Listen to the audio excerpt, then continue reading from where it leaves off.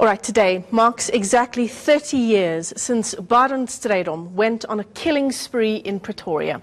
The then 23-year-old Strijdom, dubbed Wit Wolf, killed 7 black people, injuring dozens others. Strijdom claimed he was a Christian and had prayed for a number of days before committing the crime. Sorry to have regrets would have implied I did something wrong. I did nothing wrong. If necessary, I would murder again. The words of the man known as the White Wolf in 1992. Barend Strydom showing no remorse after shooting 22 black people in a mass attack with a 9mm pistol. Strydom, a former police officer, went onto the streets of Pretoria at lunchtime in 1988. He shot every black person he saw in Strijdom Square before he was overpowered by a security guard. 7 people died in that incident. Barend, do you consider yourself a hero or a psychotic killer? I'm a Boer freedom fighter and I'm a soldier for my country, my people and my religion. Welcome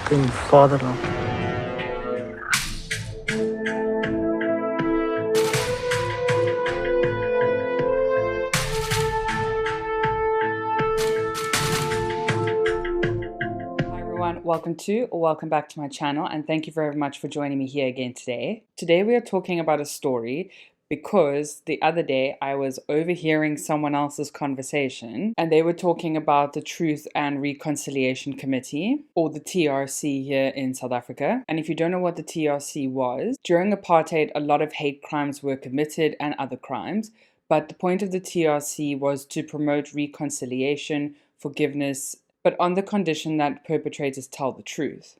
Now, serial killers, as we know, do what they want, and they do what they want because of some kind of drive. But the man we're going to talk about today makes my stomach turn. 1, because of the crimes that he did, and 2, because of the video footage of him that we'll show you later in court. It just really makes my skin crawl. But today I suggest you grab a snack and a really strong drink, because today we are going to talk about die Wit Wolf, or in English, the White Wolf. So, with that being said, let's get into today's case. Intended for mature audiences only.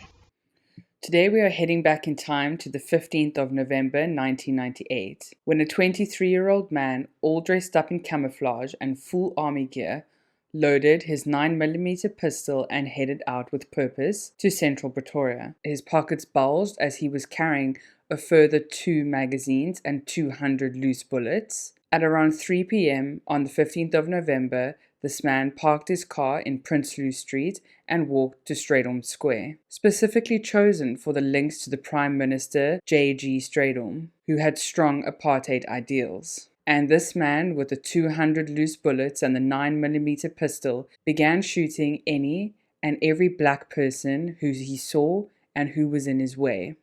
Now, there's a lot more that's going to go into this case, so I really suggest that you watch till the end. But the man that we are talking about, die Wit Wolf, is a man named Barend Hendrik Strydom.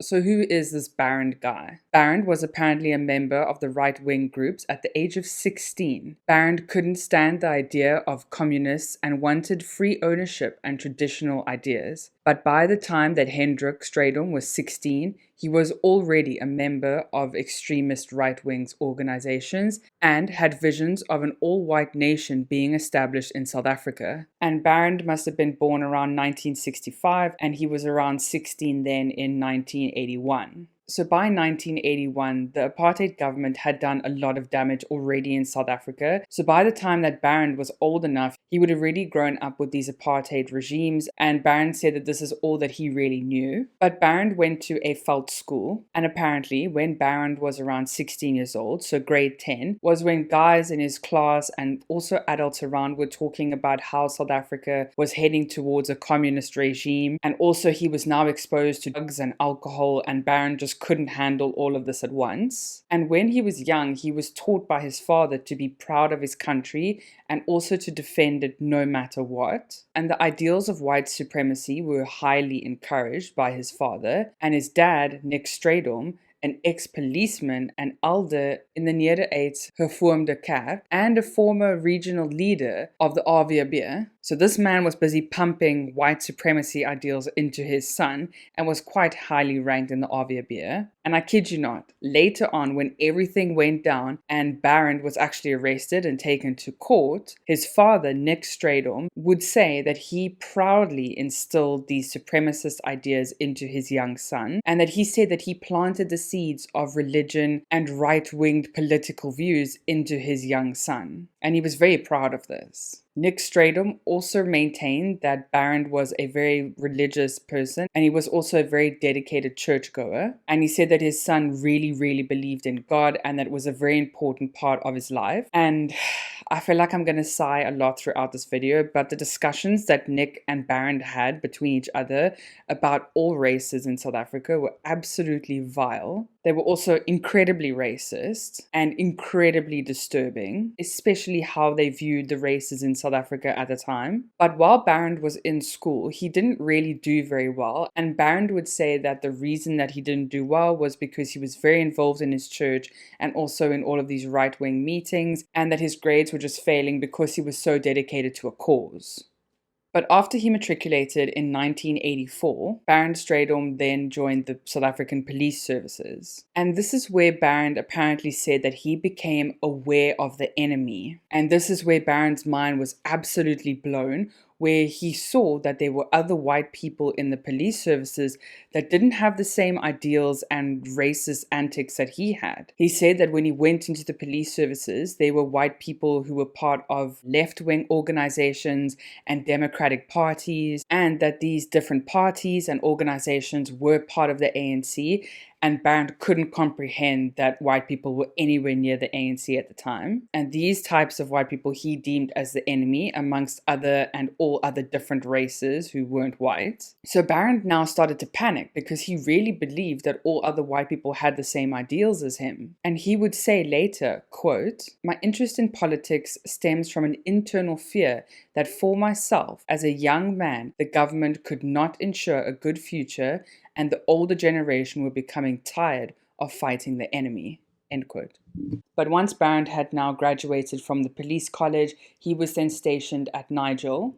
And here he said that he saw the body of a white nurse being carried away. She had been shot and killed in a riot. And he said that this had a really profound effect on him because to him, this was proof that the country was falling and that a lot of the black people were now threatening the lives of white people and that all was breaking loose for Barend. And during this time, Barend really tried to recruit some of the white people who were stationed with him, and they really didn't want to be involved in what Barend was going on about because he was saying absolutely horrific things, like he wanted to murder a black person and then take a picture of it and then put it on posters around the area that they were in. So incredibly messed up. And he really disturbed a lot of his colleagues, and a lot of his colleagues actually went to the head of the police services, who then called Barend in for a meeting, and he was then put under very close watch by the police services, and anything he did or didn't do was reported straight to the top. And Barend was not into this at all. He was very upset by the people that he was now associated with,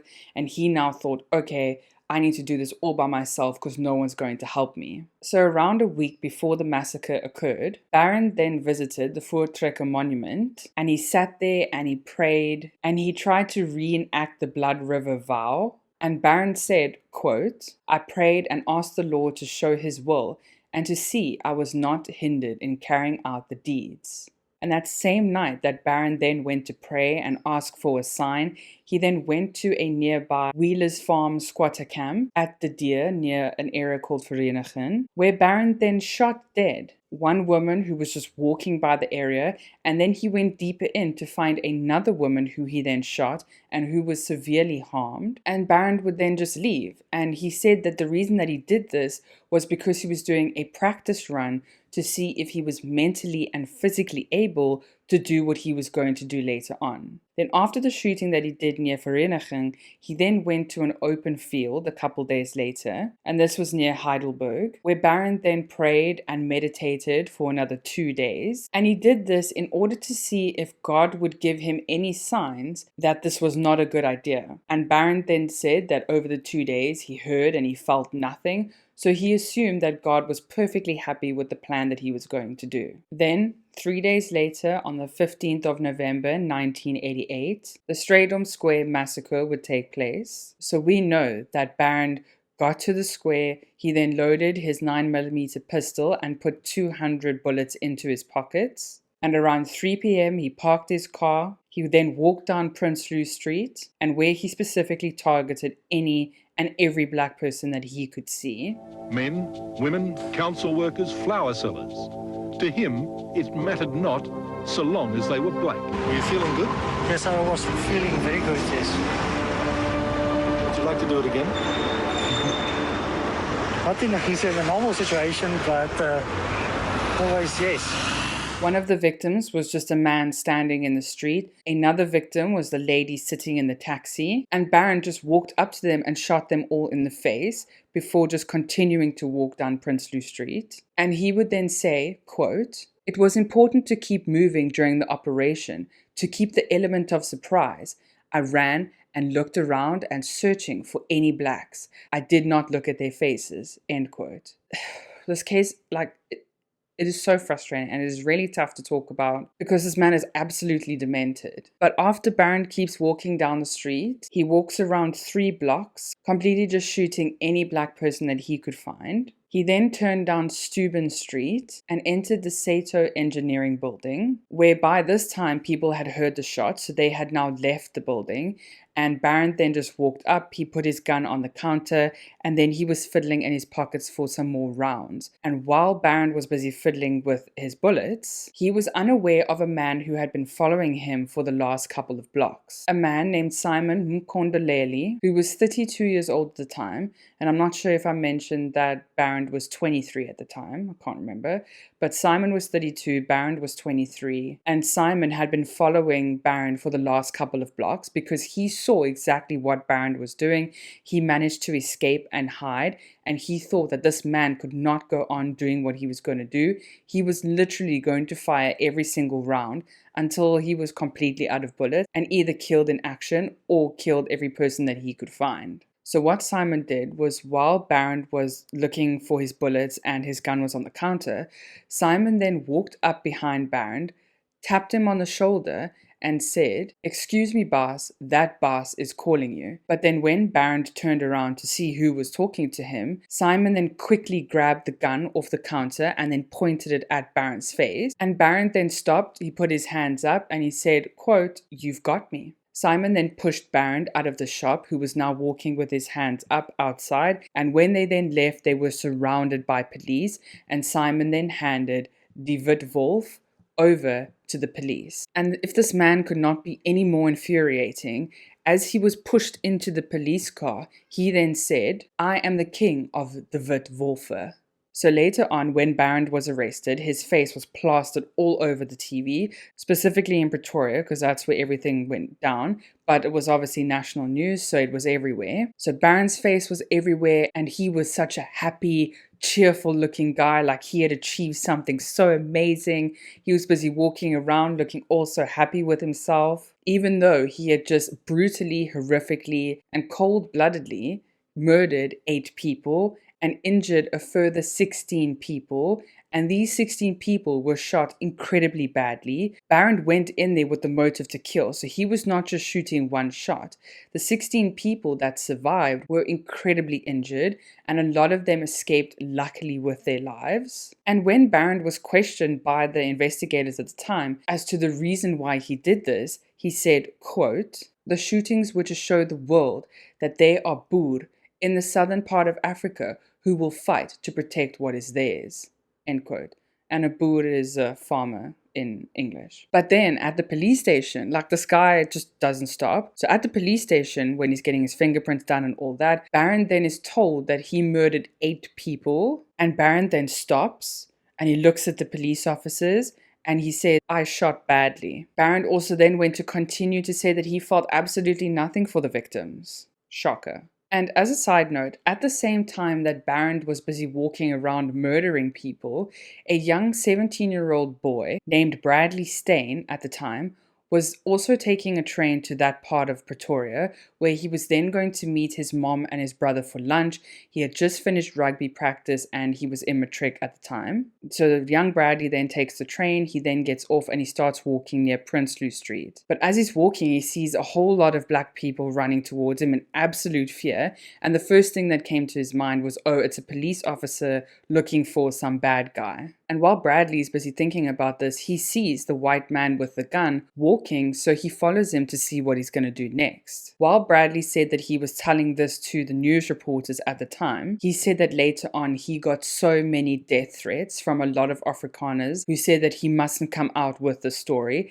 but Bradley felt strongly from what we're going to talk about next that he had to come out. And this person that these other people were protecting is absolutely heinous. But Bradley would talk about the events that day, and he said, quote, "The man with the gun headed along the path, and as he entered, I saw him raise his hand and squeeze the trigger of the gun at a black person, who dropped to the ground. I got concerned as the person was unarmed and didn't seem to be doing anything wrong. I didn't understand why he shot him. He then also turned the gun and shot a lady next to him. I then dropped to the ground, and I heard the words, 'Klein Baas, Klein Baas,' and then I turned and I saw a young black guy ushering me to come to him in a little bit of safety. I then ran over to him where this guy who was maybe 5 years older than me, who was sitting next to an old white lady, a colored lady, and an Indian guy, and another few black people. We were all lying down and heard the shots approaching us very quickly." Bradley said that he then peered over the little cement block that they were all hiding behind. And Bradley said that he saw this man turn and shoot someone who was sitting and just eating his sandwich. Bradley said that he felt something so deep inside that he couldn't continue to watch this man do what he was doing, so he got up and he ran full steam towards this gunman. And by the way, this was all before Simon would later stop him, so this all happened a couple of minutes before. But Bradley now charges towards this gunman, and as he's about to charge, the gunman then shoots another young man right in front of young Bradley. Bradley then says, quote, "I saw the man shoot another black man 3 times as he fell to the ground." Bradley then said that he was so close to this man that he instinctively just ran, scooped up his head in his arms and lay his head down in his lap. Bradley is now face to face with this gunman, and Bradley just shouts at him and asks, "Why are you doing this? I don't understand." Barend then turns to Bradley and says in Afrikaans, but I'll just say it in English, but he said, quote, "I am doing this for the future of white South Africa." End quote. Bradley said that at this moment, and watching this man's life fade from inside his lap, that when he was in matric at the time that this was happening, that he was full of joy and there was so much happiness in his life from the loved ones that he had in his life. But watching this man take his last breath was absolutely traumatizing for Bradley, and he said that every ounce of joy that he had was taken away in that moment. So that was a side note, and actually I'll insert the picture of where they took an aerial shot of what happened, and this was taken because Bradley didn't move from that spot. He held on to this man until help arrived, and this is the aerial shot that was taken of Bradley when first responders came to the scene. And obviously Bradley is now older and he wrote a book about the incident, and I think he also has some type of motion picture or movie or documentary, I'm not quite sure, but if I find it I'll link it below. But if what Barend did was not horrific, heinous, and disgusting enough, his sentencing was fine. What would happen after that is just makes you just want to throw up everything you've eaten. And what I'm going to do next is show you a clip of Barend inside the trial when he was eventually arrested and the trial started, and he cannot stop laughing. He is so proud of what he had done. And the judge that was presiding over this trial was absolutely traumatized basically by this trial. And he said that he often had to take time and just try and compose himself because he actually couldn't emotionally handle this case. But the judge then cleared his throat, he stacked his papers, and he tried now to sentence Barend Hendrik Strydom. The judge then said, quote, "I must now move to sentence you, and it is a very difficult task. Before I get started, I want to thank Mr. Simon Mkondeleli for the fact that he prevented further murders. A hero. He was prepared to fearlessly confront and disarm you." End quote. And the judge then went on to say that he really wants to give the death penalty because he believed that Barend obviously incredibly bad for anybody to go near him in society. The judge also believed that he had no remorse for his victims and that he had absolutely no chance of being rehabilitated. And the judge also felt that if Barend was released back into society, that he would do exactly what he had just done because he didn't care or feel anything towards the people that he murdered. The judge then said, quote, "Your crimes were barbaric, the consequences indescribable. It was premeditated and carried out without feeling. In the interests of the community, you should be removed. You remain a danger." End quote. The judge then also said that Barend was worse than a terrorist because he said that he looked straight into the faces of the people before he brutally murdered them. The judge then sentenced Barend to 30 years in prison for the attempted murder of 25 people and for the possession of a firearm. Barend Strydom was also sentenced to death for the 8 people that he murdered. But it gets worse. The judge presiding over this case explained that he really believed that Barend was going to go to prison and die in prison. But ultimately, that was not what was going to happen. And within 4 years, after being sentenced and then going to prison, Barend was then released. He was sentenced to death, but was released a mere 4 years later, along with other political prisoners, as part of liberation talks between the ANC and the National Party at the time. Strijdom was granted amnesty by the Truth and Reconciliation Commission in 1994.